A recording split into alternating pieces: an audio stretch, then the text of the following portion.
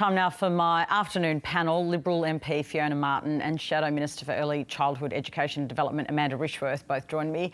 Hello and welcome to both of you. Hi. Look, I want to start with you if I can, Fiona. Australia has vaccinated 100,000 people a few weeks into the vaccination rollout. But will the government really reach its target of 4 million people by the end of March, given the pace we're seeing? I think it's really important here to focus on the fact that Australia's in a very strong position compared to other countries around the world, particularly the US and European countries. Australia has successfully suppressed the coronavirus. So that's something that we need to be very clear about. We have done an incredible job at suppressing the virus here on Australian soil. And you know, we have been able to source a AstraZeneca vaccine. We'll be manufacturing it in Melbourne, in fact. This month, 50 million doses will be produced. So I think, you know, in the scheme of things, we're doing incredibly well. We're in a very privileged position, especially compared to countries in Europe like Italy, who sadly have clocked 100,000 deaths, which is devastating for the country. And so, you know, I think that we should be feeling confident because we are in a very strong position with the vaccine. Amanda, are you confident that the government will meet its own deadlines? Well, look, I'm not confident. I am quite worried, and increasingly worried now that it sounds like even the shifting deadline in April, Dr. Brendan Murphy said that the government won't be able to meet. And look, it's one thing to say that we're doing better around the rest of the world. We are, but Australians have their hopes pinned on a new normal after the vaccines rolled out. And if other countries are being able to vaccinate their populations at increasing speed and getting back to that new normal, then we will be left behind, particularly if the government keeps making these commitments to the Australian people who are hoping so desperately to get to a new normal and then missing those deadlines. So I am quite worried. I am also concerned that we're seeing state governments, including the Health Minister in New South Wales, indicate his concern around the federal government's responsibility and not meeting their targets when it comes to aged care. So, look, I hope the government can roll this out, but I'm becoming increasingly concerned that they are just not going to even come close to meeting their targets, which is going to put us behind the 8 ball internationally. I mean, let's just be clear now. I mean, in New South Wales, we haven't had a case for over 50 days. And, doesn't mean we don't want to be vaccinated, obviously. Community transmission. No, but there are consequences in terms of borders and all sorts of things. But I want to park the vaccination if I can, because we've got 8 minutes and I have so many issues for you both. Fiona, I'm going to ask you a question first. The Prime Minister has said that Christian Porter is an innocent man under our law, and that he will return to work as Attorney General, which, of course, you know, many people are saying, hang on a minute, we need to at least establish an independent inquiry. Why not ask the Solicitor General for some advice on this? Well, the Attorney General has worked with the New South Wales Police. He hasn't been interviewed by the New South Wales Police. He hasn't worked with them at all. The New South Wales Police has closed the case, and the Attorney General denies allegations. Sure, he denies them, but they can't be tested, right? So the question I have is, why not ask the Solicitor General for advice? Well, no one is above the rule of law. No one. That's why you ask the Solicitor General for advice. Well, because no one is above the rule of law. But doesn't the Solicitor General provide you advice as a government? People are innocent until options? Proven guilty. No, people are innocent until proven guilty. No one is above the law. The New South Wales Police have investigated and have closed the case. Can I just ask, how would asking the Solicitor General for advice on this be above the law?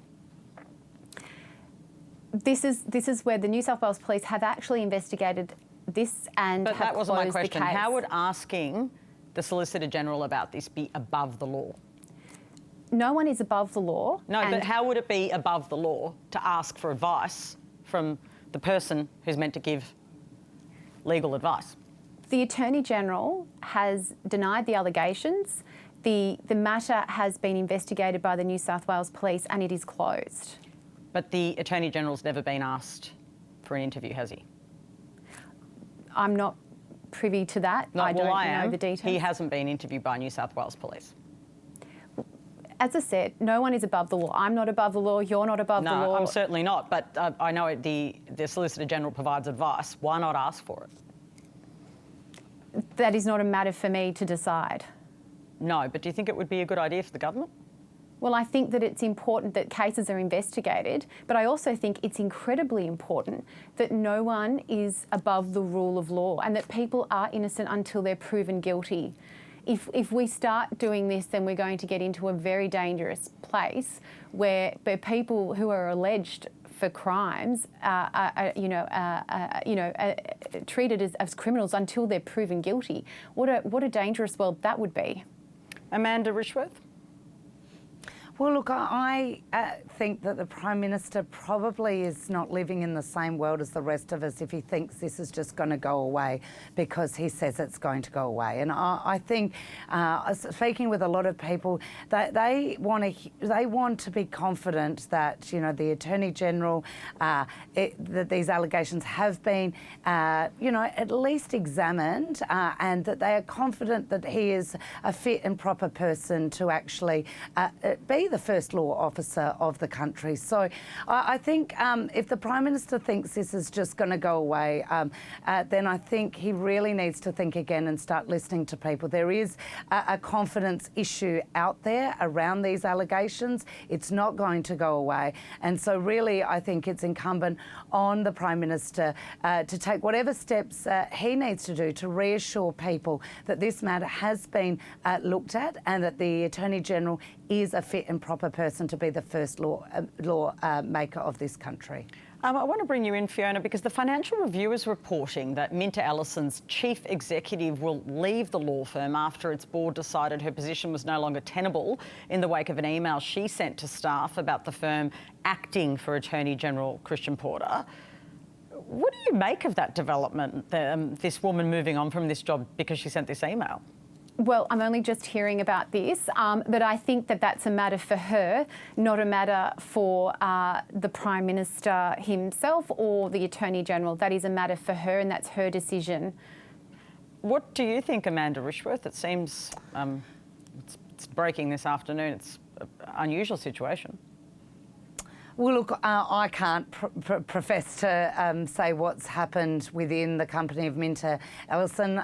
Obviously, there's been a difference of opinion. I mean, I can just talk about the principles that people are entitled to legal representation, and of course, law firms make those decisions internally about who they represent and who they don't. There's ethical guidelines that guide that. So apart from that, I'm not able to make any comments. There's clearly been a disagreement that's gone on within the law firm about whether or not that they should have taken on Christian Porter, the Attorney General, as a client. Fiona, if I can zoom out and just ask you, what sort of feedback are you getting, particularly from women at the moment, in relation to all of this? Because in my own life, all of the allegations swirling around the Parliament at the moment, and this discussion. I mean, I know women. I will ask the question first, and then I do want you to speak, of course.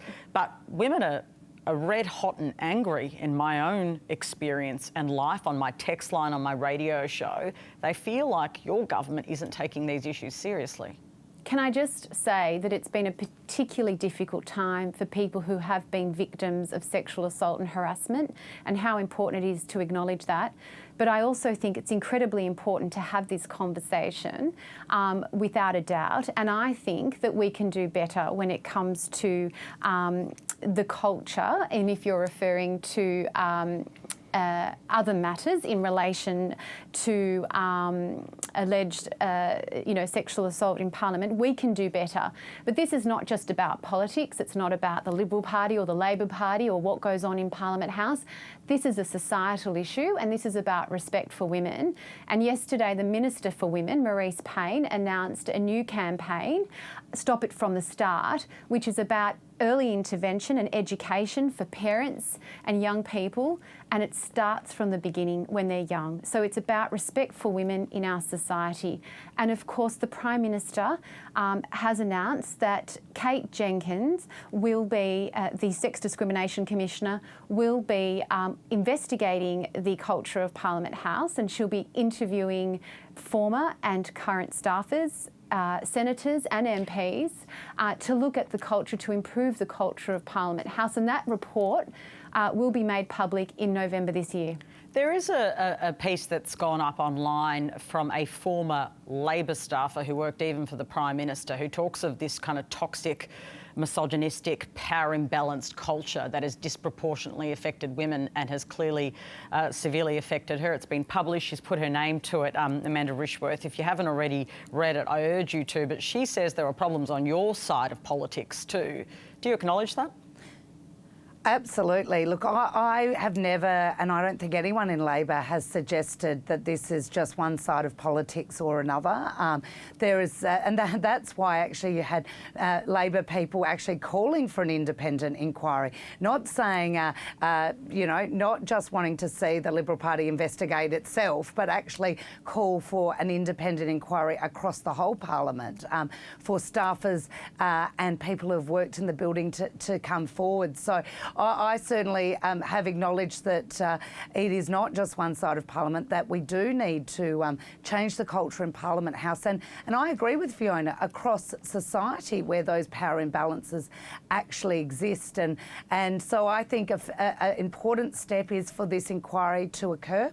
I think I would encourage any staffers on any side to come forward and tell their story. So just want to get this clear. Are you saying, for instance, to this staffer and others, come forward and tell the stories that have happened in Labor as well?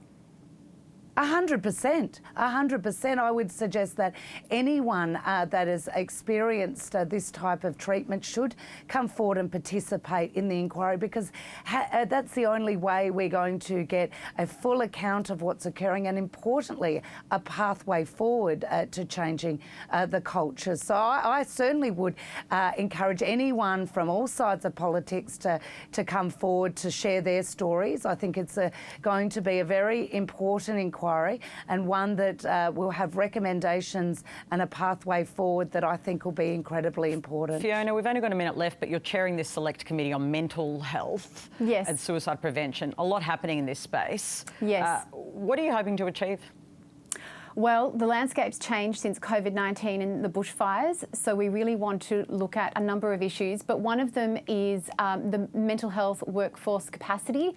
We know that we need more people who are qualified to work in that space, so looking at ways to incentivise young people to work in mental health would be something that I'd like to look at, and also being able to standardise across professionals with suicide risk assessments and follow-up, which is so incredibly important.